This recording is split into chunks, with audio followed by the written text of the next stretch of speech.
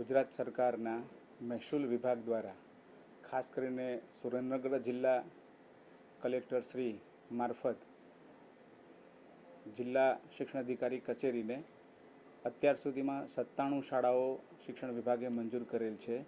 એ પૈકી 93 શાળાઓને મહેસૂલ વિભાગ દ્વારા જમીનની ફાળવણી કરવામાં આવેલ છે।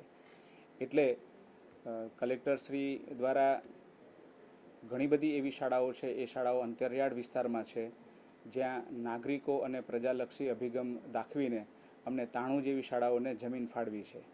આ ઉપરાંત એ શાળાઓની અંદર R&B વિભાગ મારફત સમયાંતરે સમારકામ પણ સમયસર થાય છે અને એવા વિદ્યાર્થીઓને સારી સુવિધાઓ મળે છે અને એ સુવિધાઓથી શાળાના આચાર્યશ્રીઓ અને વિદ્યાર્થીઓ ખૂબ જ સંતુષ્ટ છે।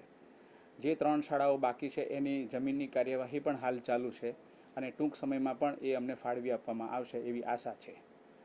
આ ઉપરાંત જિલ્લાની અંદર ગ્રાન્ટીનેડ શાળાઓ છે, એ ગ્રાન્ટીનેડ શાળાઓમાં પણ શિક્ષણ વિભાગ મારફત ડિજિટલ બોર્ડ અને કોમ્પ્યુટર લેબ જેવી સુવિધાઓ આપવામાં આવેલ છે અને એ લેબની મદદથી અને એ સુવિધાઓની મદદથી વિદ્યાર્થીઓ અને વાલીઓ ખૂબ જ સંતુષ્ટ છે અને એમનું શિક્ષણ કાર્ય છે એ ડિજિટલ માધ્યમથી પણ થાય છે।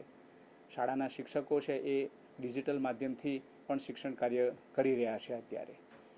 એટલે સરકારી ગ્રાન્ટીનેડ સંસ્થાઓની અંદર સરકારશ્રીની આ યોજના છે, એ યોજના અંતર્ગત ખૂબ જ સારા પરિણામો અમને જોવા મળ્યા છે। આ ઉપરાંત જિલ્લાની અંદર જે 370થી વધુ શાળાઓ છે, એ શાળાઓની અંદર શિક્ષણ કાર્ય ખૂબ સારી રીતે થઈ રહ્યું છે। તો એમાં આ વર્ષે બોર્ડની જે પરિણામ છે એ પણ ખૂબ સારું આવેલું છે। એટલે જિલ્લાની અંદર શિક્ષણ સંદર્ભે ખૂબ સારો માહોલ છે અને માનનીય કલેક્ટરશ્રી મારફત આ સંદર્ભે ખૂબ જ હકારાત્મક પ્રોત્સાહન પણ અમને આપવામાં આવે છે। જિલ્લાની અંદર શાળાઓને જે પણ ભૌતિક સુવિધાઓની જરૂરિયાત હોય છે, તો એ સુવિધાઓ અંતર્ગત અમને આયોજન કચેરી મારફત માન્ય કલેક્ટર શ્રી અમને એ સુવિધાઓ પણ પૂરી પાડવામાં અગ્રેસર રહ્યા છે।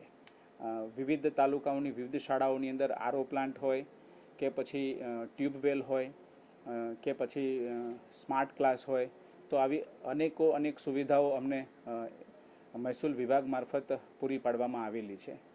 ખાસ કરીને જમીન પ્રકરણની બાબતમાં તમને જણાવું કે 93 જેવી શાળાઓને જમીન ફાળવી દેવામાં આવેલ છે અને 4ની કાર્યવાહી હાલ ચાલુ છે।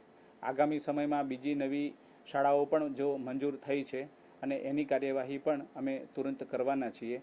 આશા છે કે એ પણ ઝડપથી અમને એ સંદર્ભે જમીન મળી જશે અને એ જમીન સંદર્ભે પછી ત્યાં બિલ્ડિંગ બનાવવાની કામગીરી પણ અમારા વિભાગ મારફત ઝડપથી